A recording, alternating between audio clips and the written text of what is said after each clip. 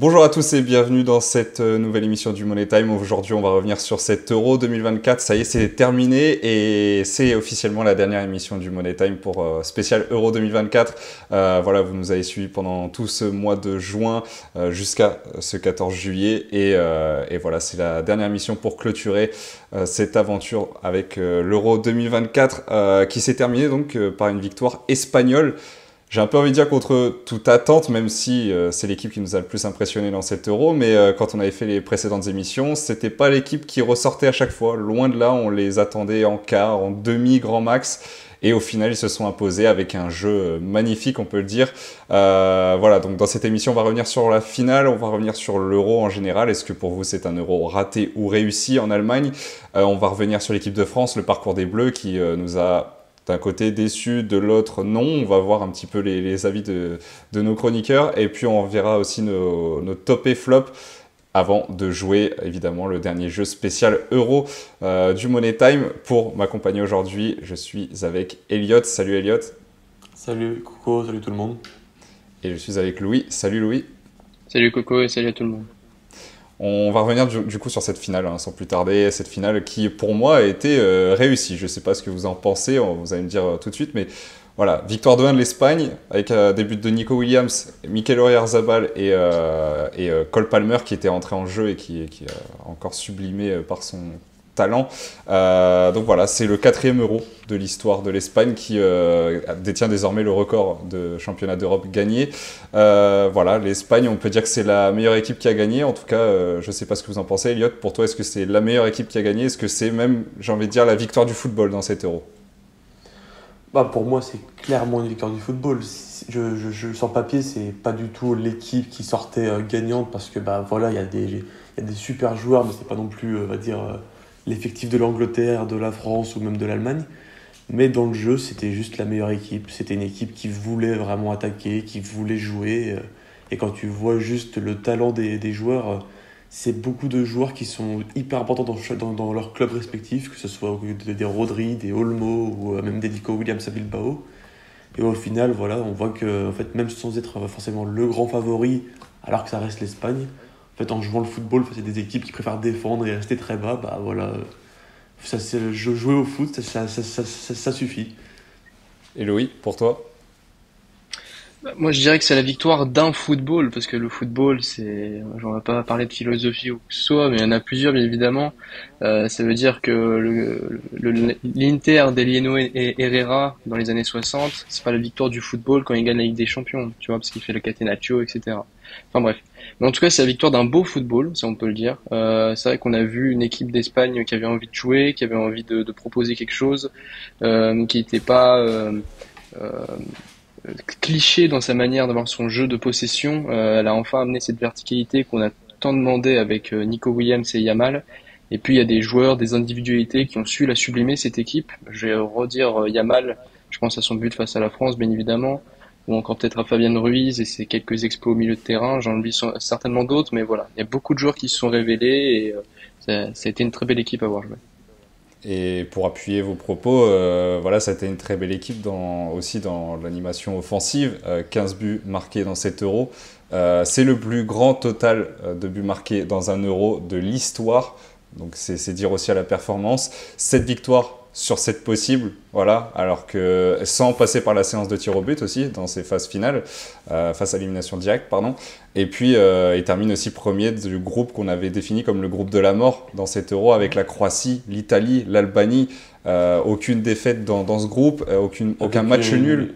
une certaine facilité en plus dans cette Et poule. oui, une certaine facilité, tu as complètement raison. Et derrière, dans cette phase d'élimination directe, ils éliminent la Géorgie, où ils étaient malmenés pendant une première partie du match, voilà, où la Géorgie a quand même ouvert le score, faut le rappeler. Ils éliminent l'Allemagne, grande favorite, et qui était chez elle, au bout du bout.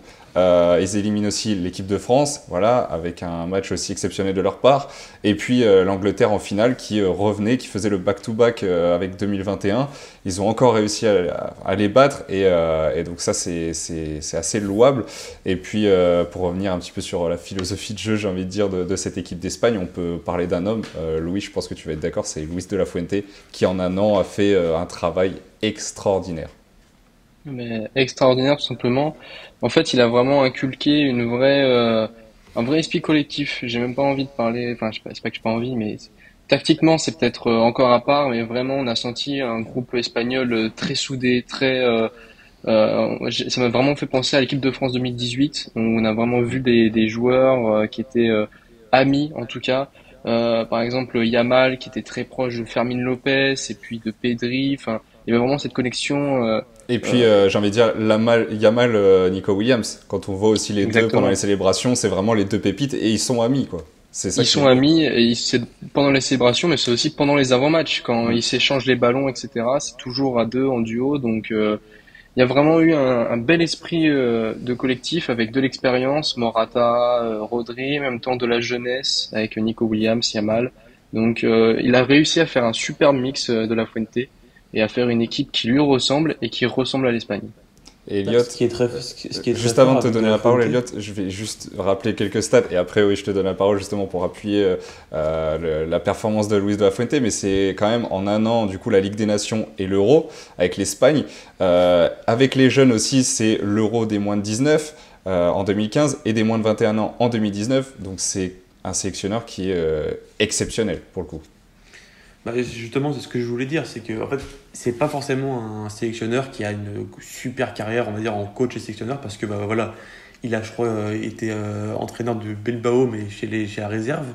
Et en fait, sinon, il était sélectionneur que de l'équipe d'Espagne, mais les jeunes, en fait, chez Mm. les 19 et les espoirs. Donc au final, c'est un peu, on va dire, un pari de la part de la fédération espagnole d'avoir s'être dit, on va lui faire confiance. Et en fait, il a rendu toute confiance. Et puis, je voulais juste te dire aussi, tu as dit que tout à l'heure, ils avaient marqué 15 buts. 15 buts, et je crois que c'est 10 buteurs différents, l'Espagne aussi. Ouais. C'est-à-dire que vraiment, c'est un effectif, que vraiment, il a fait confiance à tous les joueurs sont importants dans l'effectif. Les remplaçants sont rentrés, ils étaient directement efficaces. Quand Olmo, et au final, il était remplaçant, et au final, c'est un des joueurs de la compétition. Et même Oyarzabal qui marque en finale. Oyarzabal qui rentre dans la finale et qui marque. C'est un, il a réussi à faire un truc avec l'effectif qui est juste énorme. Et ouais, en fait, voilà, il y a tous les jeunes de la Masia qui s'entendent déjà bien ensemble. Mm. Williams et Yamal qui sont aussi très potes dans la vie extérieure au football. Et puis on voit aussi qu'il y a vraiment quand je pense à cette image en fin de finale où tu as le sauvetage de Olmo à la ligne, sur la ligne. Et tu vois que tous les Espagnols ils crient ensemble, ils célèbrent ensemble. Il y avait vraiment cette ferveur du côté espagnol qui s'est ressentie durant toute la compétition. Les Espagnols vous ont impressionné. On va juste faire une petite parenthèse sur l'Angleterre, je pense, pour compléter voilà, cette partie sur la finale. Voilà, l'Angleterre qui, comme je l'ai dit, a fait le back-to-back en arrivant en finale en 2024, alors qu'il l'était déjà en 2021. Déchu en 2021 à domicile à Wembley face à l'Italie en séance de tir au but. Là, cette fois-ci, ils reviennent. On se dit que pourquoi pas, hein, It's Coming Home. Voilà, on sait, on connaît la chanson. Ça fait depuis 66 qu'ils n'ont pas gagné un seul trophée. Jamais un seul euro dans l'histoire de l'Angleterre. Et là, encore une fois, c'est encore un échec. Louis, c'est que faire en fait pour l'Angleterre? Que faire? Là, ils ont viré Southgate. Mais est-ce que c'était vraiment la bonne solution?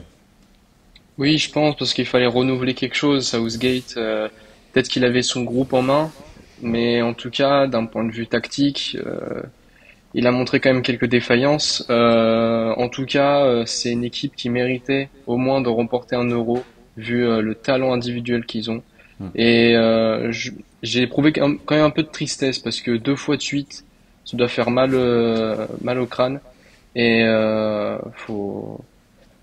faut essayer de renouveler quelque chose, faut essayer de changer. Et d'ailleurs, en fait, quand on y réfléchit bien, Gareth Southgate, pareil, il vient des équipes jeunes d'Angleterre. Il a été sélectionneur des U21, je crois, quelque chose comme ça.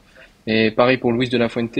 Donc, en soi, il y a une certaine ressemblance un peu entre l'Angleterre et l'Espagne dans la manière d'amener les sélectionneurs, mais pas dans la manière de créer un groupe. Vraiment, j'ai l'impression que Southgate a pris les meilleurs éléments possibles, alors que Luis de la Fuente a pris le meilleur groupe possible. Enfin, je sais pas Je vraiment suis si vous pas me comprenez. forcément d'accord. Là, du coup, je vais revenir un petit peu sur ce que tu as dit, mais je suis pas forcément d'accord parce que quand on avait regardé la liste de l'Angleterre avant cet Euro, quand ils ont sorti la liste, on s'est dit, mais c'est pas possible.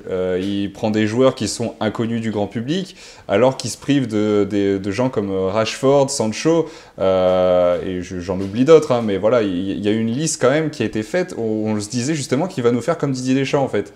Il va nous choisir un groupe, un vrai groupe, avec justement pas d'individualité. Bon, au final, ça n'a pas encore fonctionné, même s'il va quand même en finale. Et pour toi, Elliot, voilà, est-ce que c'est encore une déception ou est-ce que tu t'y attendais de voir l'Angleterre être battue encore une fois? Bah, non, bah, c'est une déception parce que, bah, en fait, c'est une déception parce que justement, je m'y attendais en fait qu'il se Ah, fasse battre. C'est pas l'Angleterre depuis 2018, c'est tout le temps en compétition internationale des super résultats parce que, bah voilà, en 2018, ils font une petite finale, je crois même troisième. À non, l'Euro, ils font une il termine quatrième, c'est la Belgique qui quatrième. finit troisième, ouais. Euro 2020, mais en 2021, du coup, ils font une finale. Ils perdent contre la France, du coup, futur finaliste en 2022. Et là, maintenant, ils sont finalistes. Donc, forcément, il y a toujours ce problème-là de, on va dire, quand la marche est un peu trop haute, ils n'y arrivent pas. Mais après, de toute façon, déjà dans cet euro-là, moi, je les ai trouvés un peu en dessous. Il y a ce match contre la Serbie où ils marquent un but dès le début, enfin, en première mi-temps, et après, ils font plus rien. Les matchs de poule, c'était quand même compliqué, alors que franchement, même si c'était comme une belle poule, l'Angleterre devrait normalement s'imposer facilement. Donc, il y a ce truc de l'effectif. Moi, je suis pas forcément d'accord avec. Je trouve qu'il justement, il a voulu faire confiance à des individualités, que ce soit avec les Cole Palmer, les Eberechi Eze, etc. Il a fait confiance à des joueurs qui pouvaient changer le match à eux tout seuls. Mais en fait, le problème, c'est que il y avait des fois où tu as l'impression que des fois les joueurs ne voulaient pas jouer vraiment entre eux, que c'était un peu plus. Il y avait un peu cette compétition, d'égo en fait. Tu vois que Foden, franchement, il a été méconnaissable. Harry Kane, même s'il marque 3 buts, il a été limite invisible dans toute la compétition. Bellingham, Bellingham, Bellingham bien sûr, il a fait une grosse saison avec bien Madrid, sûr. mais tu vois qu'au final, en fait, jouer les matchs en entier, bah, en fait, il peut pas parce que bah, c'est trop dur physiquement. Et en fait, à chaque poste, tu vois c'est compliqué. Et donc, je suis déçu parce que j'attends toujours de l'Angleterre qui passe un peu mieux que d'habitude, mais au final, c'est toujours la même chose avec Southgate. Allez, on ferme cette parenthèse sur la finale. Félicitations du coup aux Espagnols qui l'ont remporté brillamment. On va revenir maintenant sur l'Euro dans sa globalité. Voilà, on a eu un Euro. J'ai pas envie de dire avec peu de spectacle, mais quand même, c'est pas ce qui nous a le plus enchanté. Je sais que vous n'allez pas tous être d'accord là-dessus, mais juste pour vous donner quelques petites stats, on a eu 6-0-0 dans la compétition.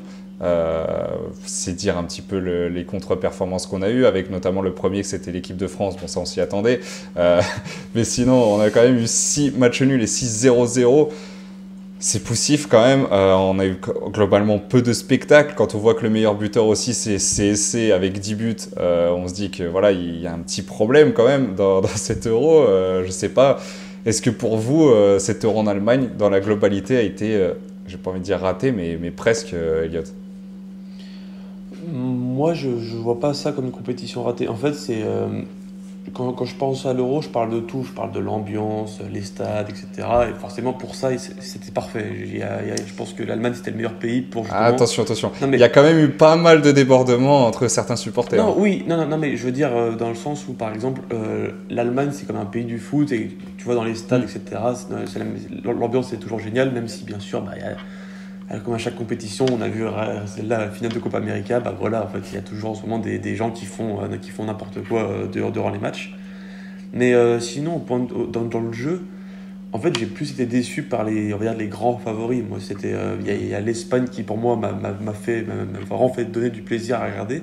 Mais quand tu penses au match de la France, l'Italie, l'Angleterre, etc., bah, tu vois, même le Portugal, tu restes un peu sur ta faim. Mais au final, pour moi, l'euro est plutôt réussi parce que, bah, comme à chaque euro, t'as parlé des buts contre son camp, mais l'euro dernier aussi, c'était pareil. Le meilleur buteur, c'était les buts contre son camp.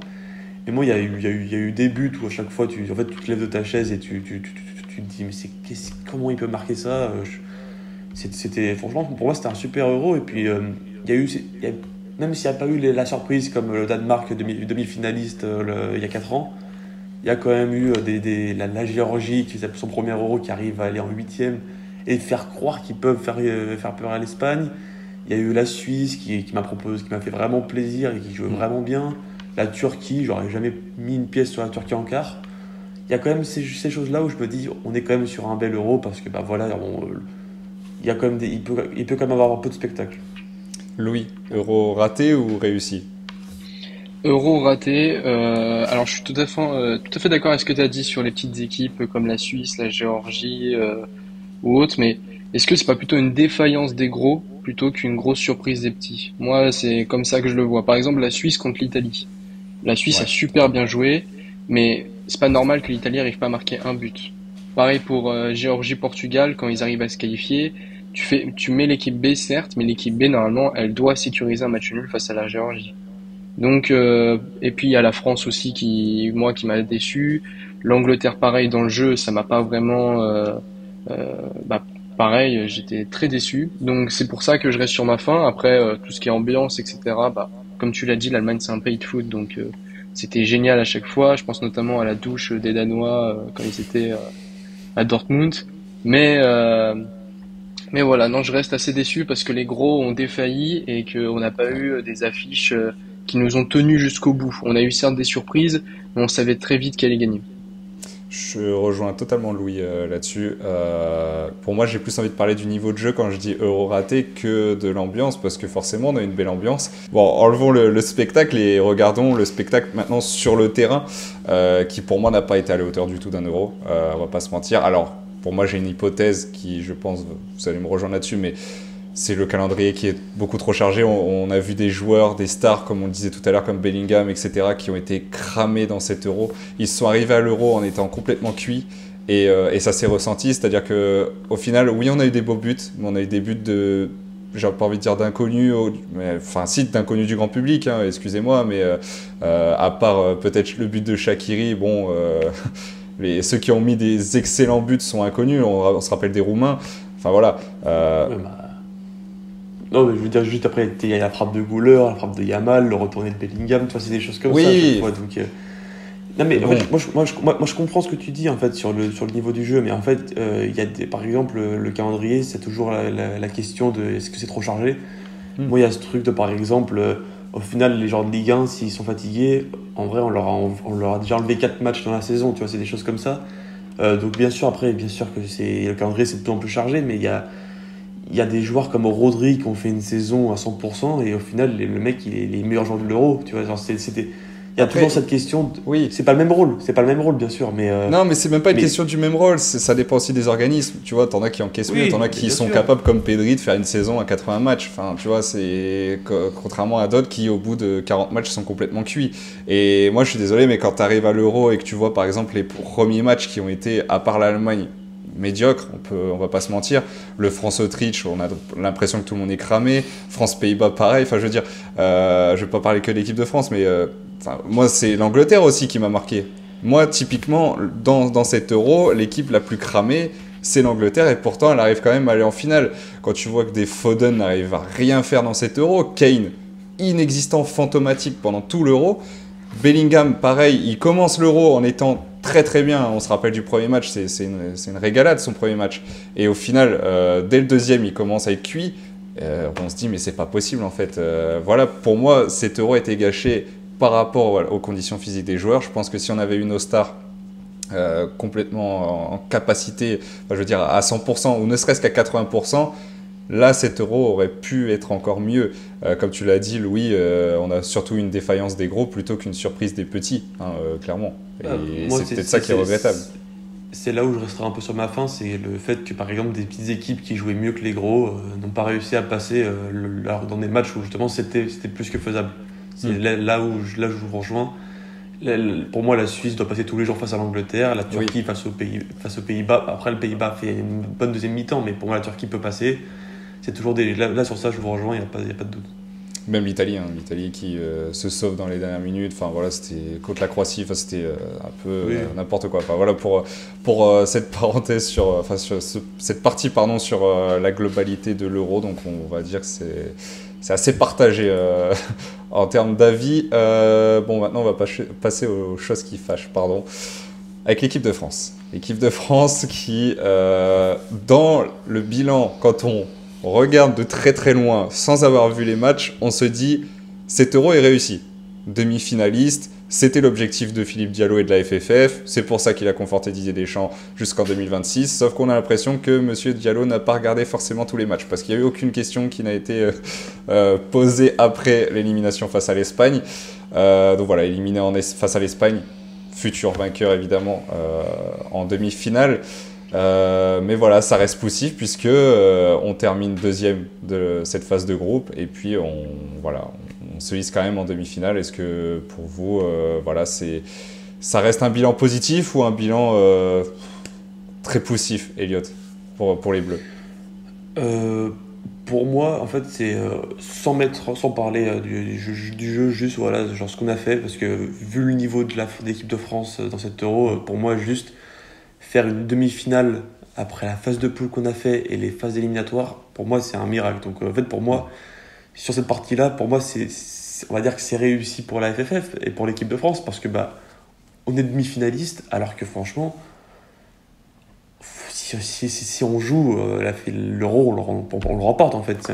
On se dit, parce que là, en fait, sans jouer, tu mets à mal les futurs vainqueurs qui est l'Espagne, on ouvre le score et au final, après, on fait plus rien du match. Donc, en fait, sur ça, juste comme tu l'as dit, si on regarde de très loin, c'est plus que réussi. Deschamps, voilà, encore une fois, il nous amène quasiment à la plus haute marche là où il faut aller, c'est-à-dire demi-finale minimum. Après, bien sûr que si on rentre dans ce qui est dans le jeu, les choix du sélectionneur, etc., là, après, c'est un autre débat. Mais moi, juste sur l'aspect, le résultat, c'est un Euro réussi, même si, bon, il y a des points négatifs. Allez, on va rentrer plus dans le vif du sujet maintenant, sans regarder de très loin, comme tu as dit, Elliot. Louis, pour toi, est-ce que le bilan reste positif malgré le niveau de jeu? Il reste positif pour moi, Okay. parce que on a vu des joueurs éclore, devenir des vrais patrons de l'équipe de France, et ça pour moi c'est le plus important. Alors ça a été vraiment défensivement, mais je tiens quand même à le souligner. Par exemple Mike Maignan qui fait sa première compétition internationale, il a été au haut niveau, avec l'équipe de France bien évidemment. C'est pas vraiment une éclosion, c'est plus une confirmation pour Mike Maignan. On savait qu'il était. C'est une confirmation, mais il n'avait pas fait de compétition internationale si ma mémoire est bonne, donc il doit remplacer Lloris. Donc voilà, mais il y avait aussi Koundé ou Saliba qui est devenu le vrai patron de la défense, ou Upamecano aussi, qui même malgré sa mauvaise saison avec le Bayern a été solide, même si je vois dire non. Je suis plus quand même d'accord pour Saliba que Upamecano quand même. Comme je trouve qu'il a pas fait autant d'erreurs qu'avec le Bayern, parce qu'avec le Bayern, vraiment pour moi c'était l'ombre de lui-même. J'ai l'impression que même si son duo avec Saliba est encore à peaufiner, je trouve qu'il s'en est bien sorti, sachant que pour moi, il a quand même une grosse concurrence avec du Konaté derrière, par exemple. Donc même s'il était blessé ou, enfin bref.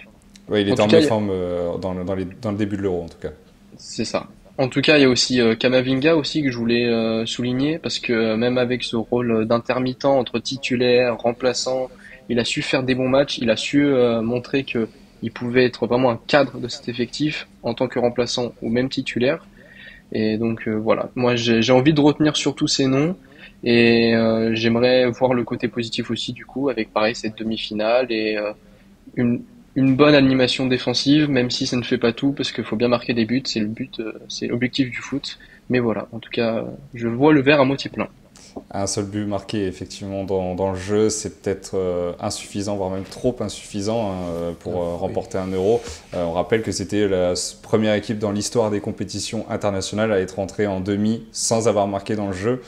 C'est dire peut-être la performance aussi, mais aussi peut-être la contre-performance. Je ne sais pas en fait comment on peut qualifier ça, mais ça reste assez mitigé. Juste avant de revenir encore dans le débat, on va écouter le plus concerné par ça, c'est Didier Deschamps, qui était en conférence de presse après le match face à l'Espagne. Il est revenu sur le bilan de la compétition. Vous allez le voir, pour lui, ces joueurs n'étaient pas à 100%, ça explique un petit peu tout. On a commencé la préparation, on n'avait pas Aurélien, on n'avait pas Adrien qui s'est blessé, ou pas Mécano qui est arrivé dans une condition difficile. Donc voilà, on apparaît au plus pressé en étant le plus efficace possible, malgré tout. Mais là, bon, la marche était un peu plus haute. Je ne reprocherai pas aux joueurs d'avoir donné tout ce qu'ils avaient. Évidemment qu'ils n'étaient pas tous à 100% pour cette compétition, pour différentes raisons. C'est vrai, c'est quelque chose qui me plaît pas comme réponse. C'est oui, d'accord, tes joueurs n'étaient pas à 100%, mais au final, en fait, Konaté et Coman, par exemple, quand je pense à eux en premier, hein, mais on sait qu'ils étaient tous les deux, ils revenaient tous les deux de blessures, qu'ils n'étaient pas à 100%, etc. Bah, en vrai, même si moi je suis un grand fan de Konaté, j'adore ce joueur, ne les sélectionne pas. Tu prends des joueurs, tu sais, qui sont peut-être plus en forme et qui peuvent avoir un autre impact en fait, durant la compétition. Parce que là, en fait, du coup, au final, Upamecano, Saliba, c'est très solide toute la compétition, mais en fait, s'il y a une blessure, ou s'il y en a un qui est pas bon, en fait, tu mets qui à la place? Au final, là, durant toute la compétition, en attaque, bah voilà, Dembélé, ok, je crois que c'est fini, il termine dans les top 3, dans les 3 meilleurs dribbleurs de la compétition. Ah, c'est super. Et pourquoi faire derrière? Voilà.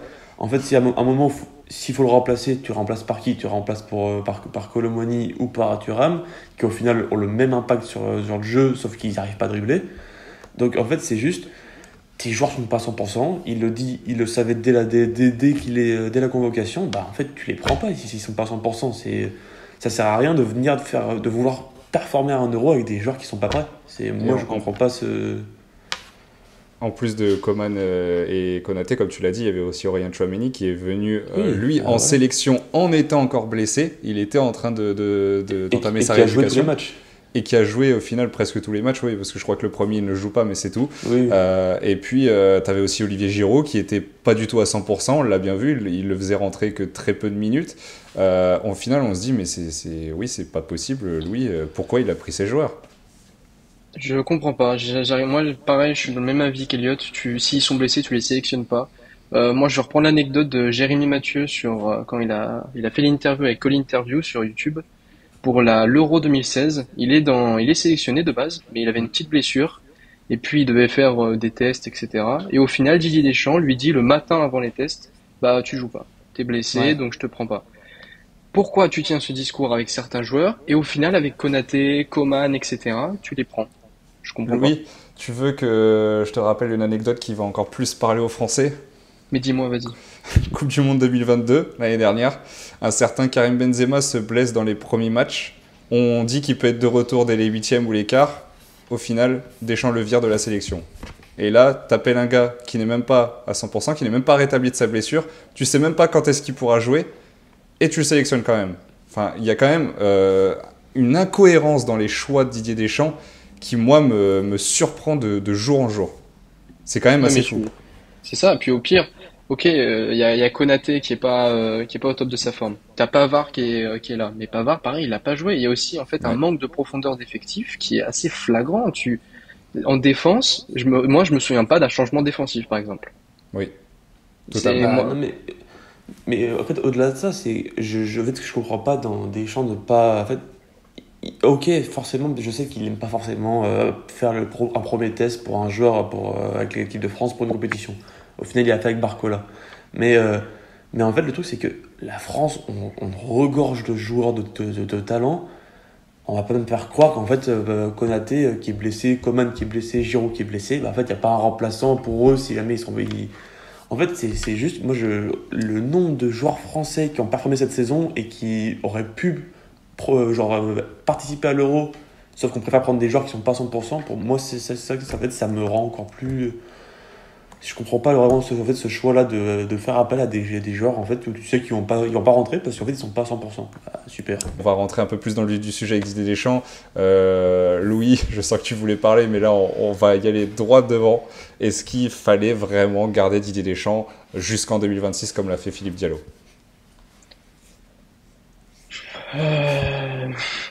J'ai envie de te dire oui, j'ai envie de te dire non. Oui, parce qu'il a un contrat qui va jusqu'en 2026, il connaît les Bleus, il a sa logique de groupe, etc. Mais je vais en revenir après. Donc j'ai envie de te dire oui, parce que il y a le contrat, etc. Et que c'est compliqué. Faudrait que lui-même pose sa démission. Enfin bref. Hmm. Mais j'ai envie de te dire non, parce que il faut un changement. Et puis je pense que Zidane, il va pas attendre toute sa vie que l'équipe de France lui ouvre ses bras. Donc au final, on va peut-être se retrouver avec un entraîneur français qui n'est pas du standing de Deschamps, parce qu'il faut bien se le dire, Deschamps, ça a quand même été un grand standing. Parce que en entraîneur français, moi j'ai du mal à sortir des noms. Le premier qui me vient Moi comme j'en ça, ai c'est un. peut-être Francaise, peut-être Bruno Genesio. Non. Non mais sans déconner, tu vois. Non, mais tu vois, moi je pense à cette théorie du Thierry Henry, Ah qui mais est oui, mais préparé avec les espoirs pour intégrer après les A et passer le flambeau, quoi. Je pense qu'il y a cette théorie, mais mais tu le mets par exemple dans le top 10, top 5 des meilleurs entraîneurs français. Loin de là, mais c'est ça qui me fait peur.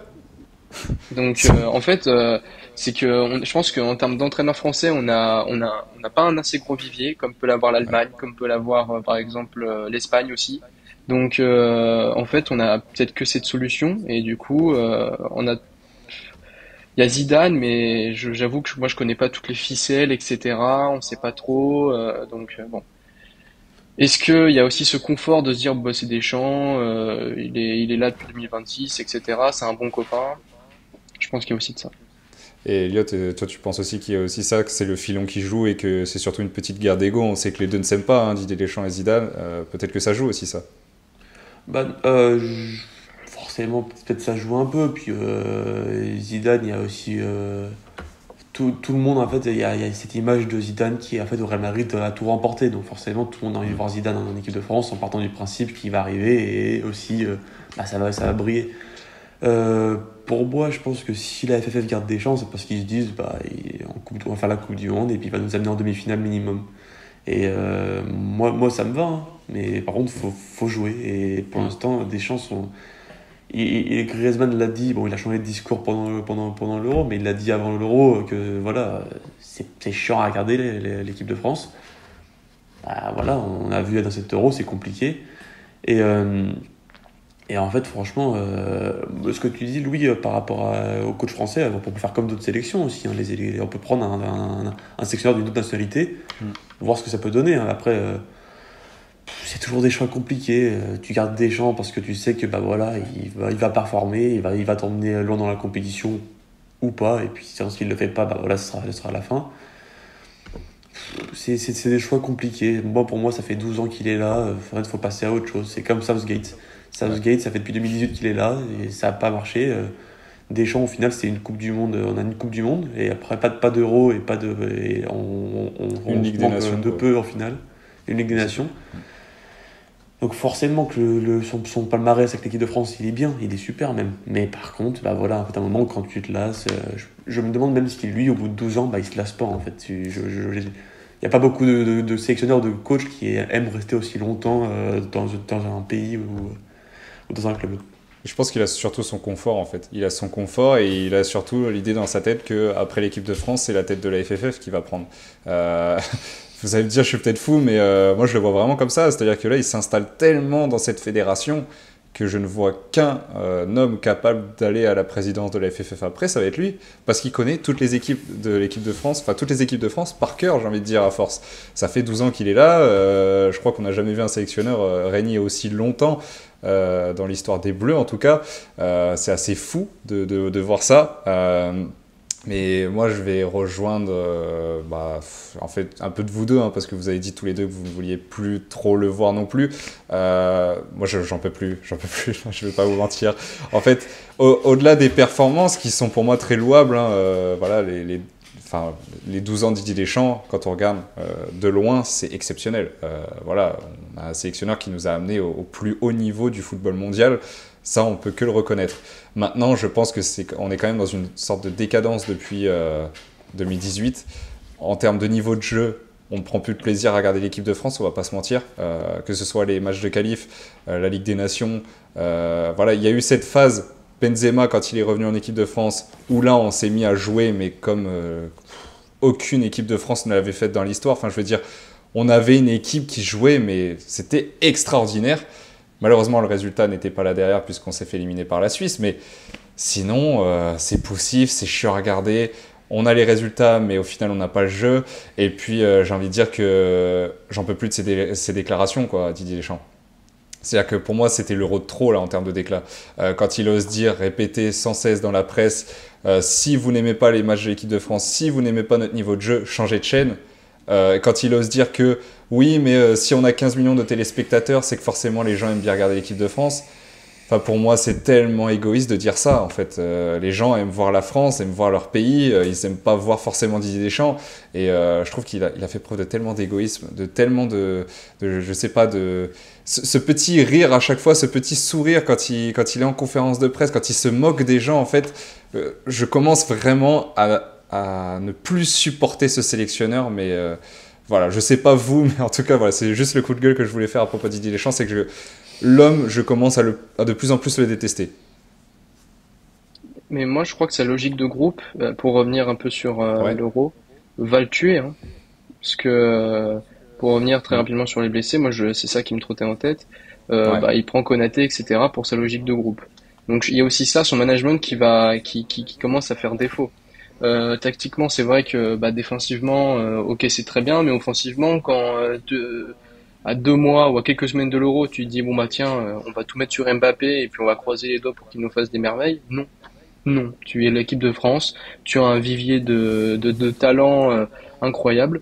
Tu fais jouer les autres, tu essaies de te creuser les méninges, tu essaies d'avoir des relations, tu essaies de trouver quelque chose défensivement. Enfin, il y a aussi un confort qui est assez frustrant et comme tu le dis aussi ces déclarations au bout d'un moment donné, pardon, c'est vrai qu'on en a marre. Donc voilà, euh, faut un changement. Allez, on passe à la dernière partie de cette émission en revenant sur les tops et flops de l'Euro 2024. On va commencer avec les tops, les joueurs et les nations qui nous ont surpris dans cet Euro. Avec toi, Elliot, tu vas nous donner ton top joueur de cet Euro. Alors bon, comme je l'avais dit tout à l'heure, moi, la Suisse m'a marqué dans cet Euro, et pour moi, il y a un joueur qui s'est démarqué, c'est Dan N'Doye, Hmm. l'attaquant de Bologne, qui pour moi a fait un Euro, mais de haut niveau, et où il a proposé de tout dans le jeu, des appels. Franchement, je connaissais pas suffisamment de joueurs, j'avais vu son passage à Nice, où c'était pas forcément la folie, mais au final, là, je crois depuis qu'il est à Bologne, il est monstrueux, et là, dans cet Euro, même s'il manque toujours un peu cette finition qui aurait pu mettre très bien la Suisse dans quelques matchs, il a fait un Euro mais d'une qualité franchement, c'est un joueur qui est solide, il peut déranger. On a vu contre l'Allemagne, Rudiger, il a eu du mal à défendre sur lui, alors que physiquement Ndoye il est comme de faire une tête de moins. C'est vraiment, moi c'est un joueur, il m'a juste marqué parce que voilà, je me suis dit ok, le mec, tu joues comme ça à chaque match. Il a tout donné à tous les matchs, il a proposé de partout, et c'est juste, moi, ça m'a marqué parce que la Suisse, déjà que c'était un très beau dans le jeu, avoir un attaquant comme celui-là qui peut toujours proposer, qui peut toujours faire la bonne passe, pour moi, c'est un plus. En fait, ouais, je pense que c'est juste qu'il a retrouvé son niveau. Je pense que son Oui. passage à Nice était tellement, je pourrais dire flopesque, mais presque. Ça n'a pas marché du tout à Nice. Mais en tout cas, Nice l'avait pris pour ce niveau-là. Et là, il l'a retrouvé dans cet Euro. Je pense que Louis, tu es d'accord avec ça? Je suis d'accord. Après, est-ce que Nice s'attendait à avoir un joueur aussi complet et polyvalent? Je suis pas vraiment sûr. Oui. Moi, je crois qu'il y a surtout un avant et un après Mota, hein. C'est vraiment ce Mm. passage à Bologne avec Thiago Motta qui l'a vraiment changé. Et d'ailleurs, c'est ce que dit son père dans un article pour l'équipe. C'est le meilleur choix de carrière qu'il ait pu faire. Donc, Bah oui. franchement, je suis totalement d'accord avec toi. Endoy, il a fait un superbe Euro et en espérant qu'il puisse confirmer avec Bologne l'année prochaine et pourquoi pas aller dans un plus grand club. Et toi, Louis, ton top joueur, il est français, étonnamment. Cocorico, étonnamment, ouais, je l'ai cité tout à l'heure, c'est Jules Koundé, qui pour moi a enfin compris son rôle de défenseur Et droit, ouais. après tant d'années à ce poste. Quand il est arrivé à Barcelone, on lui avait vendu un poste de défenseur central, il s'est retrouvé à droite malgré tout, pardon. Et il a réussi à s'y faire, il a réussi à vraiment se dépasser, à travailler, et on l'a vu sur cet Euro, c'est l'Euro de la confirmation pour lui. On l'a jamais vu aussi fort.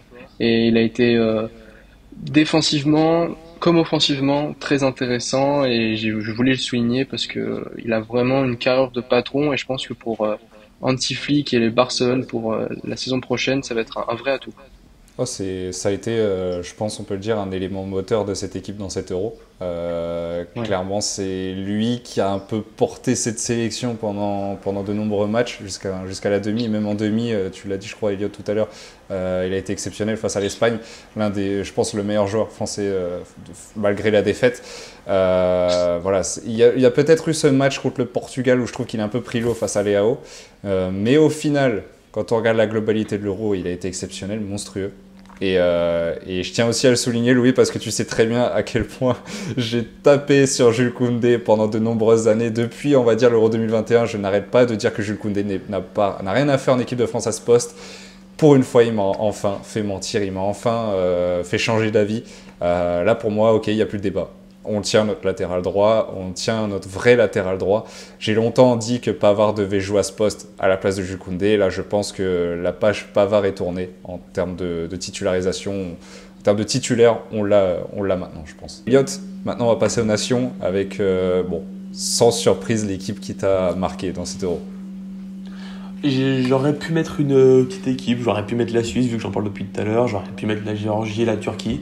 Mais bon, on va pas faire semblant. Pour moi, le top, c'est l'Espagne. C'est l'équipe qui a roulé sur tout le monde. Ils sont jamais franchement, pour moi, c'est compliqué de mettre un autre top parce qu'en fait, ça a été l'équipe de l'Euro.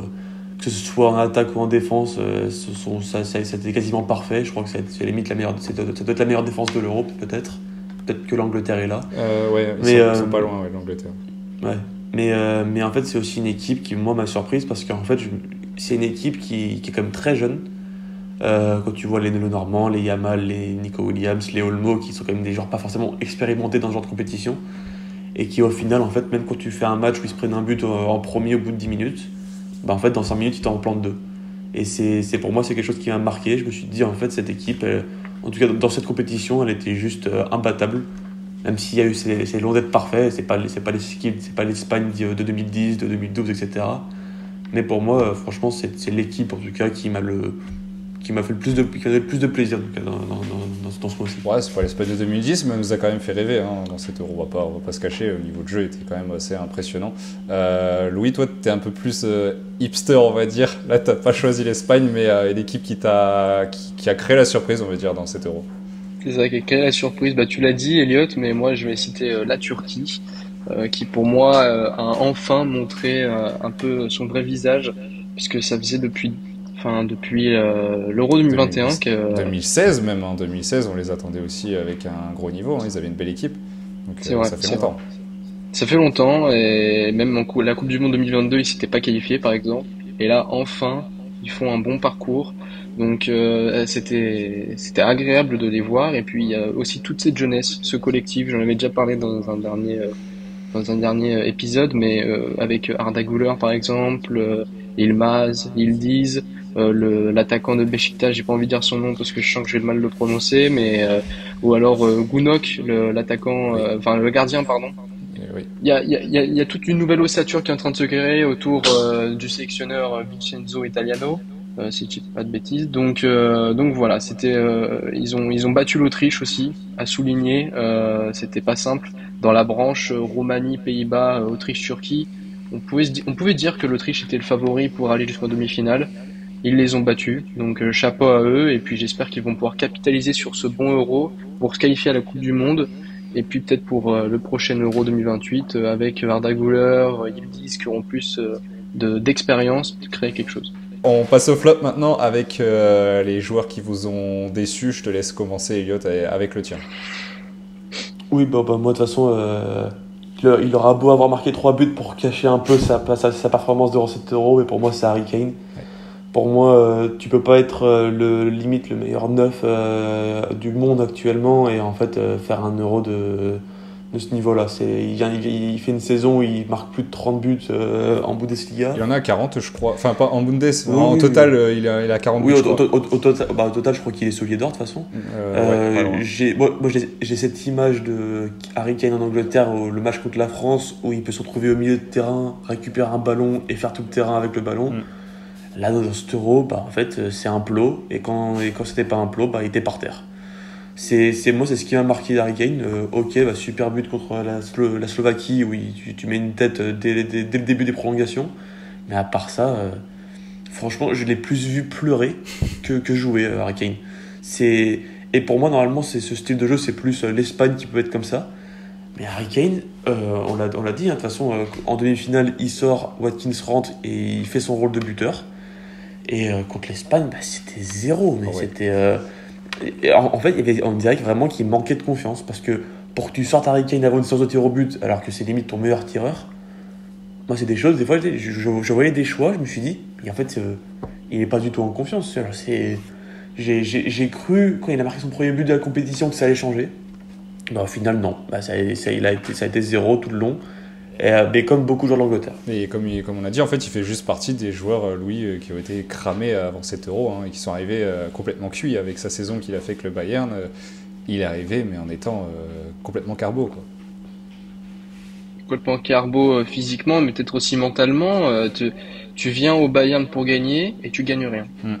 Donc mentalement, ça doit être dur en fait. Tu te demandes si c'est pas toi le problème ou etc. Puis je pense que aussi le style de jeu de l'Angleterre ne lui convenait pas.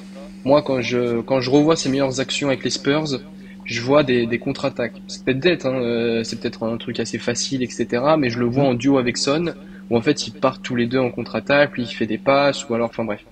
Et dans ce style de jeu de position où il n'y avait pas trop de décalage, lui il se retrouvait comme un plot, tu l'as très bien dit, et il pouvait rien faire. Donc je pense que il a eu un mauvais rôle et puis un manque de confiance et cramé physiquement. Enfin bref, mauvais cocktail pour.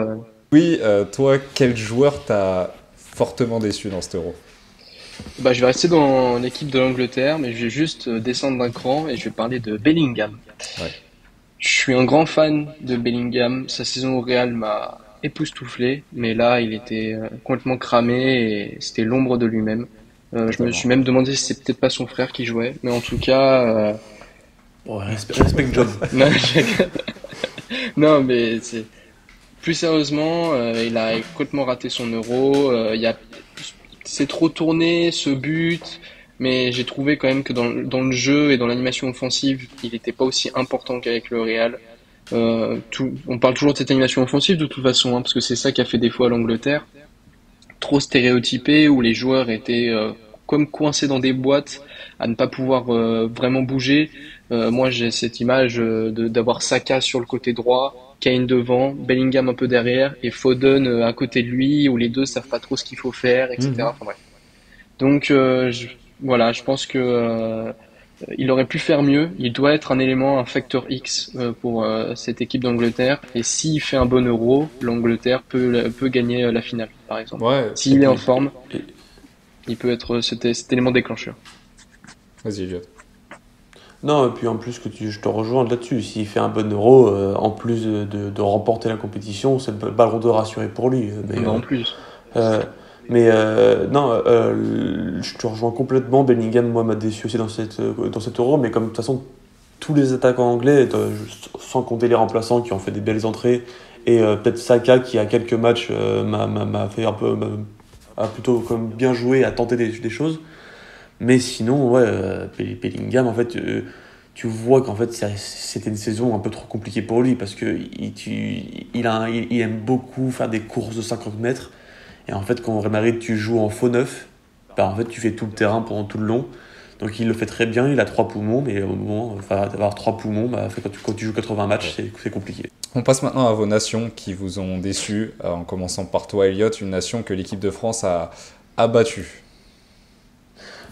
Une des seules que l'équipe de France a battue, c'est peut-être pour ça justement que moi je mets en flop, mais non, mais au-delà justement d'avoir perdu contre la France sans pouvoir vraiment proposer grand-chose, pour moi la Belgique, en fait c'était complètement en dessous de les attentes que tu peux avoir d'une équipe qui devrait être jouée dans les favoris pour l'Euro. Tu sors d'une phase de poule très très très compliquée, où au final tu perds contre la Slovaquie. C'est ça, un nul, une victoire, une défaite. Donc, ouais, mais il perd contre la Slovaquie. Ensuite, il gagne contre la Roumanie. Où alors on pouvait se dire la Roumanie va nous surprendre, ils ont détruit l'Ukraine. Au final, voilà, ils ont mis, je crois, 2-0. Donc voilà, ils ont montré que voilà, ils s'étaient remis dedans. Troisième match, tu joues le match nul, tu joues le 0-0. Tu te fais huer par ton propre public, t'as pas une réaction, et au final, il y a un peu cette séparation entre les supporters et la sélection.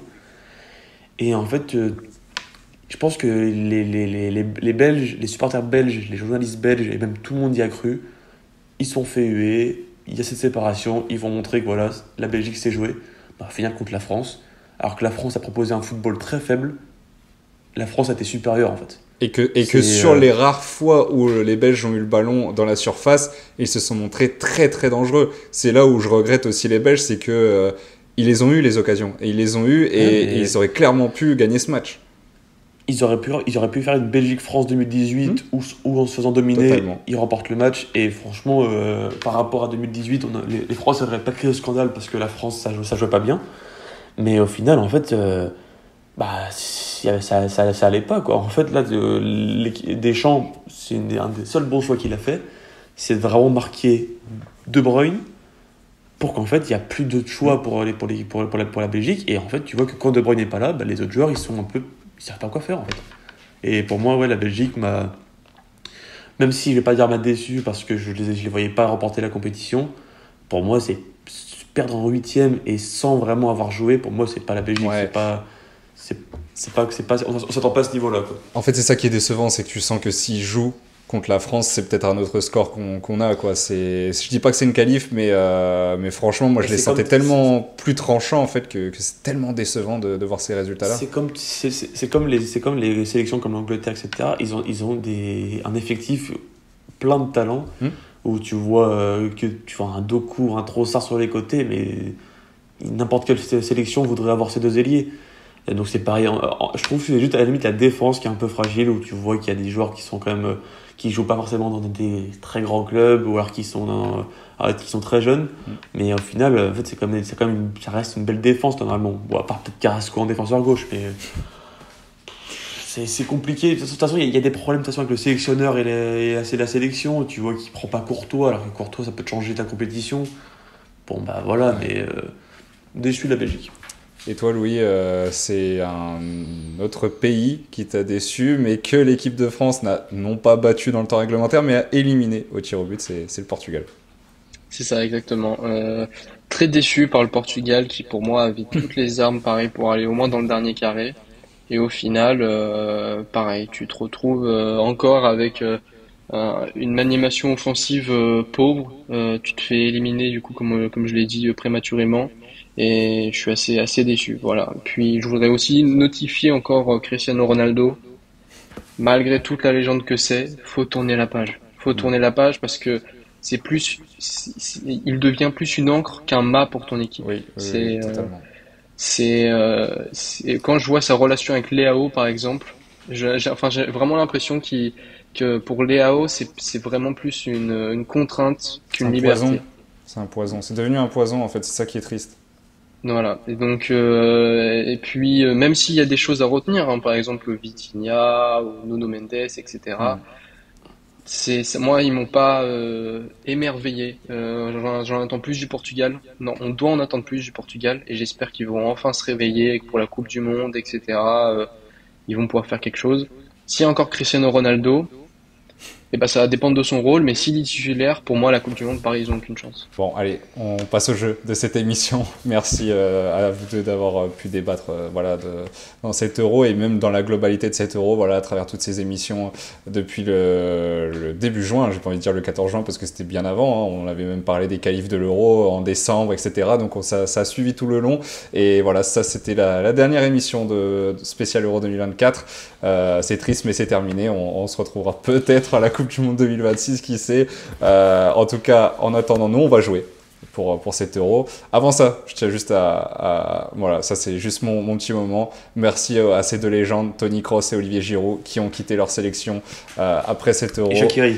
Et Xherdan Shaqiri, évidemment. Bon, je ne le classe pas dans la même légende que ces deux-là, mais en tout cas, merci à ces deux, voire trois légendes qui non seulement ont quitté leur sélection, mais par exemple pour Tony Kroos, voilà, c'est une fin de carrière, une carrière resplendissante, avec plein de trophées et de magnifiques passes de la part de Super Tony. Allez, on passe au jeu de cet Euro 2024, un jeu assez compliqué, j'ai envie de vous dire. J'ai pas envie pour cette dernière de vous faciliter la tâche.